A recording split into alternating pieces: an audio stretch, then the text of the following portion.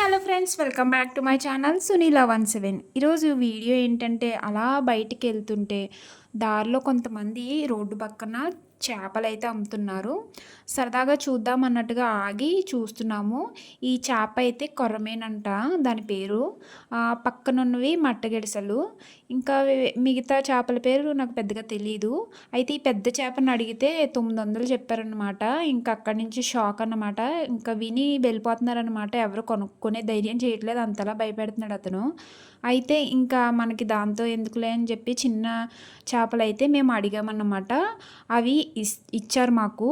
ఎంతకి ఇచ్చారు ఏంటనేది వీడియో లాస్ట్లో చెప్తాను. మీరు కూడా గెస్ చేయండి ఎంతకి కొన్నామనేది. అన్ని చేపలు చాలా ఫ్రెష్గా ఉన్నాయన్నమాట, బతికే ఉన్నాయి, అసలు దొరకట్లేదు, ఇలా జారిపోతున్నాయి. వాటిని ఎలా చేయాలరా బాబు అనుకున్నాను నేను. ఎందుకంటే అక్కడ ఎవరు చేపల్ని కోసేవాళ్ళు లేరన్నమాట. ఇంకా అలాగే ఇంటికి తెచ్చుకున్నాము మేము.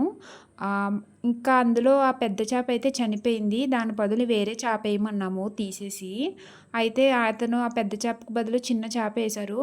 అదేంటది పెద్ద చేప కావాలి మాకు అని అంటే, ఇంకా ఆ చనిపోయిన చేపను కూడా మాకే ఇచ్చేసారన్నమాట. ఇక చాలా చేపలు అయితే వేశారు మాకు. ఇన్ని చేపలు కలిపి ఎంత కొన్నామనేది మీరు ఒక చిన్న గెస్ చేయండి. ఇంకా అలాగే ఆ చేపలను పట్టుకుని ఇంటికైతే వచ్చేసాము.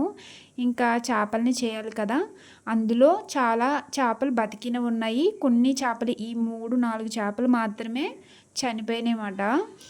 అందుకు ఇంకా ఈ పూటకి ఇవి వండేద్దాము, అవి ఇంకొక రోజు వండుదామని చెప్పి వాటిని సెపరేట్గా ఒక బుట్టలో అయితే వేసాను అనమాట, వాటర్ పోసి.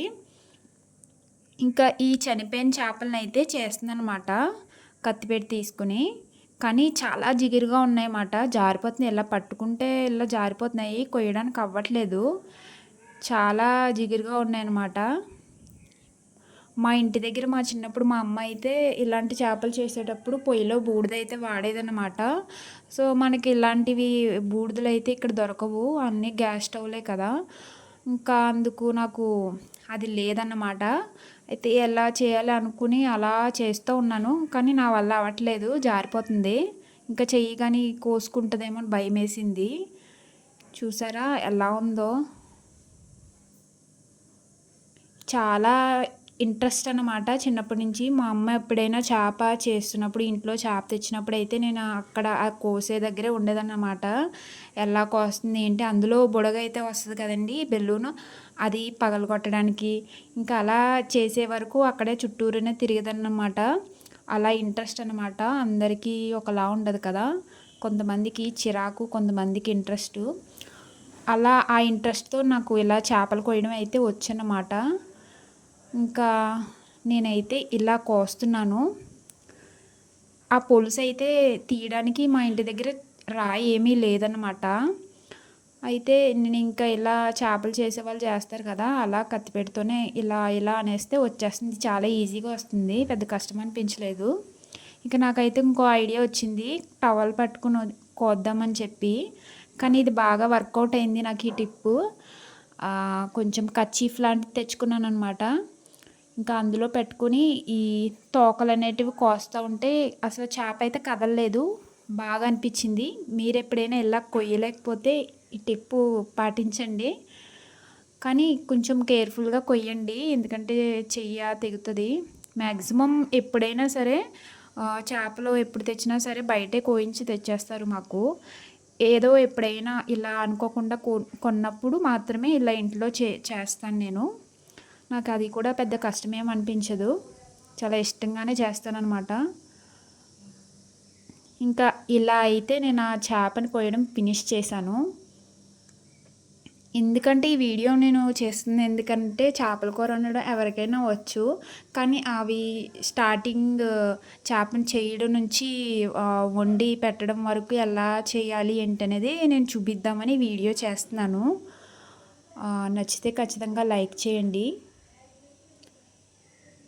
పెద్ద చేపలని కొయ్యడం అంటే పెద్ద పనే, కానీ ఇలాంటి చిన్న చేపలు అయితే మనం చేసేసుకోవచ్చు. నేను చెప్పేది ఏంటంటే, ఆడపిల్లలు ఎవరైనా సరే ఏ చెరువులో వదిలేసినా ఈదేసేలా ఉండాలి. అంటే ఎలాంటి పని అప్పచెప్పినా సరే మా వల్ల కాదు, మేము చేయగలము అనే ప్రతి పనిలోనూ ముందుండాలి. అలా అన్ని పనులు నేర్చుకోవాలన్నమాట. నేను ఇదైతే చెయ్యను, ఇదైతే చేస్తానని కాదు. అలా నేర్చుకుంటే మనం ఎక్కడున్నా సరే బతకగలము. ఏ సిచ్యువేషన్‌లో ఉన్నా సరే మనకి మన పని మనం చేసుకోగలము. ఎదుటి వాళ్ళకి ఇబ్బంది ఉండదనమాట. సో, ఒక్క చేపనైతే కోసేసాను సక్సెస్‌ఫుల్‌గా. ఇక రెండో చేపను కూడా అలాగే సేమ్ యాజ్ ఇట్ ఈజ్ అలా చేసేస్తున్నాను.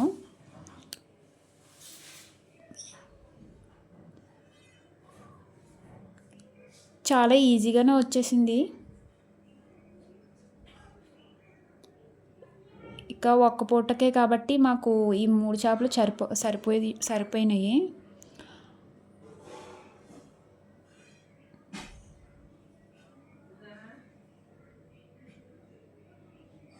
ఇది ఈ చేప ఇగురు పెట్టుకుంటే చాలా బాగుంటుంది పులుసు కంటే కూడా. సో మన దగ్గర అన్నీ ఉంటే చక్కగా ఇగురు పెట్టుకుని తింటే చాలా బాగుంటుంది ఈ చేప అయితే. ఈ చేపల పేరు మట్టగెడసలు. మన చేతికి దొరకవన్నమాట, అంతలా జారిపోతూ ఉంటాయి. అన్ని చేపల కంటే ఈ చేప ఎక్కువ జారిపోతుంది. బతుకుంటే అసలు వీటిని కొయ్యడమే కష్టం అన్నమాట. ఫస్ట్ చంపి అప్పుడు కొయ్యాలి. అయితే ఇంకా మిగిలిన చేపలని ఇలా ఒక గంపలో వాటర్ వేసి వాటిని అందులో వేసాను అనమాట. ఇంకా ఫైనల్గా చేపనైతే ఇలా కట్ చేసేసాను. ముక్కల్ని కొంచెం శుభ్రంగా కడిగేసుకున్నాను 10 సార్లు. 10 అంటే 10 సార్లు కాదు, కొంచెం మనం నీట్గా అయ్యేటట్టు అంతవరకు నేను శుభ్రంగా నీచు వాసన లేకుండా కడిగేసుకున్నాను. ఇంకా చెత్త అంతా క్లీన్ చేసి ఒక కవర్లో వేసేసాను. కత్తిపెట్టి కడిగి పక్కన పెట్టేశాను. ఇంకా చేపల్ని పిల్లి ఎత్తుకుపోకుండా ఒక చున్నీ లాంటిది వేసి దానిపైన ఒక అట్ట అయితే పెట్టానన్నమాట. లేదంటే పైకి జంప్ చేసి కింద పడిపోయి వెళ్ళిపోతున్నాయి అన్నమాట. సో అందుకు నేను అలా చేశాను వాటినైతే. చూద్దాం ఎన్ని రోజులు ఉంటాయో. ఇక ఇలా శుభ్రంగా క్లీన్ చేసుకున్న చేప ముక్కల్లో మనము ఫస్ట్ కొంచెం ఉప్పు వేస్తున్నాను. రుచికి సరిపడినంత ఉప్పు ఇక్కడే వేసేస్తున్నాను. ఎందుకంటే ముందుగా చప్పబడిపోకుండా కొంచెం ఉప్పు కారం ముక్కలకి పడుతుందని చెప్పి. కారం అయితే నేను ఇంకా 3 స్పూన్స్ వేసాను.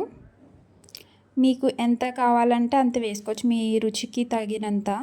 నేనైతే అంతే వేస్తాను, అంటే కొంచెం ఎక్కువ తింటాం మేము. ఇంక ఇలా ఉప్పు కారం చల్లేసి మనం ఇంకా చెయ్యి పెట్టకుండా ఇలాగా తిప్పుకుని ఒక పక్కన పెట్టేసుకోవాలి దీన్ని. మనం కూర వండే లోపు ఇవి కొంచెం నానుతాయి. ఈలోపు మసాలా ప్రిపేర్ చేసుకుందాము. మసాలా కోసము నేను అల్లం వెల్లుల్లిపాయ ఉన్నాయి నా దగ్గర. వాటితో పాటు ఇంకొంచెం కొన్ని సామాన్లు ఉన్నాయి. అన్నీ ప్రాపర్గా లేవు. నా దగ్గర ఉన్న వాటితో నేను మసాలా ప్రిపేర్ చేసుకుంటున్నాను. కొంచెం జీలకర్ర. ఎప్పుడూ అయితే నా దగ్గర మసాలా ఆడే రెడీగా ఉంటుంది, కాకపోతే అయిపోయింది. దానివల్ల నేను అది వేయట్లేదు. ఇప్పుడు ఈ కర్రీ కోసము అని చెప్పి ఫ్రెష్గా ఆడుతున్నాను అనమాట. ధనియాలు వేసాను, యాలకులు 2 యాలకులు, 2 లవంగ మొగ్గలు వేసాను అనమాట. ఒక చిన్న దాల్చిన చెక్క వేస్తాను అంతే. ఇంకా ఇదే పచ్చి మసాలా లాగా ఆడేసుకుంటాను ఫ్రెష్గా. ఇది వేస్తే చాలా మంచి టేస్ట్ ఉంటుంది. ఎక్కువ మసాలాలు వేసినా అది కూర వేరే టేస్ట్లోకి మారిపోతుంది. సింపుల్గా ఇలా మసాలా చేసుకుంటే కూరకి మంచి టేస్ట్ వస్తుంది. ఇంకా అలా కొంచెం మసాలాను అయితే సిద్ధం చేసుకున్నాను కూర కోసము. ఇదంతా ఈ ఒక్క కూరలోకి కాదు, ఇంకా కొన్ని కూరలు అయితే వండుతాను కదా, అందులో కూడా యూజ్ అవుతుందని కొంచెం ఎక్కువ వేసుకున్నాను మసాలా అయితే. ఇంకా నలగలేదని చెప్పి మళ్ళీ కొంచెం వాటర్ వేసుకుని మెత్తగా ఆడుకున్నాను. ఇంకా దాని తర్వాత ఇలా స్టవ్ అయితే వెలిగించుకుని కూర కోసం నేను ఇలా ప్యాన్ అయితే పెట్టుకున్నాను. హీట్ అయిన తర్వాత కొంచెం ఆయిల్ వేస్తున్నాను. కొంచెం ఎక్కువే వేసాను, ఎందుకంటే కొంచెం ఇది నీచుకూర కాబట్టి నూనె ఎక్కువ ఉంటే బాగుంటుందని. ఇంకెలా ఆయిల్ అయితే హీట్ అయిన తర్వాత ఇంకా ఉల్లిపాయ పేస్ట్ చేసి పెట్టుకున్నాను ఇలాగా. ఒక 3 మీడియం సైజ్ ఉల్లిపాయలు, కరివేపాకు, పచ్చిమిర్చి అంతే, ఇంకేం వేయట్లేదు. అది వేసానే లేదు, ఇలా కంట్లో పడిపోయింది నాకు. మీరు కూడా అలా జాగ్రత్తగా సిమ్లో పెట్టుకోవాలి అసలు వేసేటప్పుడు. కానీ నేను అలా పెట్టలేదు, హైలో పెట్టాను అనమాట. అది వచ్చి కంట్లో పడింది, కన్ను పోద్దేమో అన్నంత భయం వేసింది. కానీ ఏం అవ్వలేదు. మీరు అలా కొంచెం కేర్ఫుల్గా ఉండి చూసుకోండి. ఇలా ఆనియన్ పేస్ట్ అయితే వేసుకుని మనము వేపుకోవాలి. కొంచెం బాగా వేగి పచ్చివాసన పోయేంత వరకు. కూర మనం ముక్కలను బట్టి ఉల్లిపాయలు చూసుకోవాలన్నమాట. ఎందుకంటే నేను తక్కువ చేపలు ఉన్నాయి కాబట్టి మరీ ఎక్కువ ఉల్లిపాయ పేస్ట్ వేస్తే కూర అంతా తీపిగా అయిపోతుంది. సో ఎప్పుడైనా సరే ముక్కలను బట్టి మనం ఉల్లిపాయను అంచనాగా వేసుకోవాలి. మనకి ఎలా తెలుస్తుంది అని అంటే, ముక్కలు తక్కువ ఉంటే కొంచెం ఒక 2 ఉల్లిపాయలు అలా వేసుకోవాలి. ఎక్కువ వేస్తే రుచి పాడైపోతుంది, తీపి అయిపోతుంది అన్నమాట కూర అంతా. స్పైసీగా తినే వాళ్ళకి అది ఎంత కారం వేసినా ఇంకా తీయగానే ఉంటుంది కూర అంతా. సో ఇంకా అందులో వేగిన తర్వాత నేను పసుపు అయితే వేసాను కొంచెం కలర్ కోసం. ఇంకా బాగా వేపుతున్నాను, మనకి దగ్గరగా అయిపోతుంది బాగా వేగితే.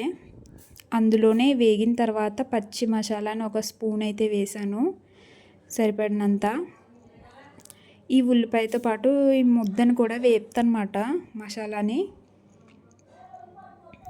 మనకి మసాలా వేగి మంచి స్మెల్ అయితే వస్తుంది. సో ఉల్లిపాయ మసాలా రెండు కలిపి వేపుకోవాలన్నమాట.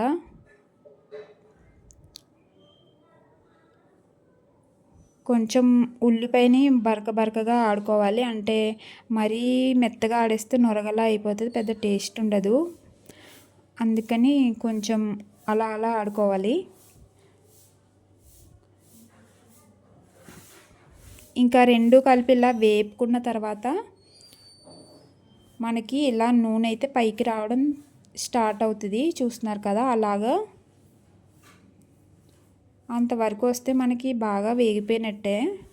ఇంకా అప్పుడు మనం చేప ముక్కలను వేసేసుకోవచ్చు అన్నమాట. ఇలా కారం ఉప్పు కలిపి నానబెట్టుకున్న చేప ముక్కలను అయితే ఇందులో వేసేసాను. వీటన్నిటిని మనం బెండకాయ ముక్కలు వంకాయ ముక్కలు వేసినట్టు వేయగానే ఇలా గరిటెతో కలిపేయకూడదు అనమాట, మొత్తం పీస్ అయిపోతాయి, విడిపోతాయి. అలా కాకుండా జస్ట్ అలా మనము ఉల్లిపాయ ముద్ద దీనికి పట్టేటట్టు ఒక సైడ్ వేగిన తర్వాత మళ్ళీ ఇంకొక సైడ్కి తిప్పుకోవాలన్నమాట. అలా ఒక 5 minutes దాకా మనం ఈ చేప ముక్కల్ని లైట్గా వేపుకుంటాము. ఎందుకంటే పచ్చివాసన అనేది లేకుండా లైట్గా వేగితే చేప అనేది బాగుంటుంది. సో అలా 2 సైడ్లు కాల్చుకున్న తర్వాత, వేపుకున్న తర్వాత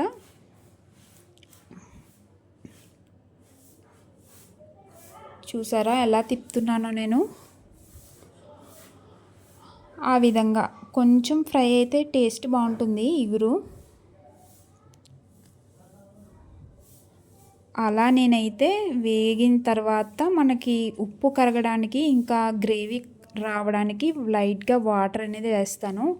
ఎక్కువ వేయను, ఏదో ముక్కలు మునిగేంత వరకు అంత కూడా వేయను, ఏదో గ్రేవీ రావడం కోసం వేస్తాను అంతే. వాటర్ ఎంత వేయాలనేదని మనం చూసుకుని వేసుకోవాలి, అడ్జస్ట్ చేసుకుని వేసుకోవాలన్నమాట.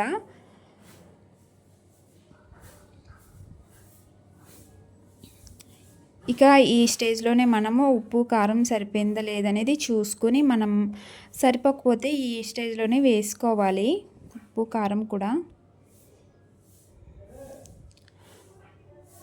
ఆ తర్వాత ఇలా మూత పెట్టేసుకుని ఇంకా మనము కొంచెం సేపు హై ఫ్లేమ్ ఉంచి కొంచెం చిన్న మంటలో పెట్టేసుకుంటే మనకి కూర పర్ఫెక్ట్గా ఉడుకుతుంది.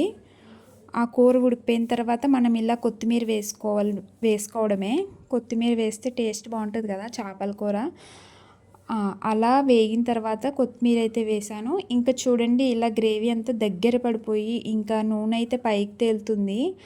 అలా ఉన్నప్పుడు మనము మళ్ళీ కొంచెం కొత్తిమీర చల్లుకుంటే బాగుంటుంది, చూడడానికి ఫ్లేవర్ కూడా బాగుంటుంది.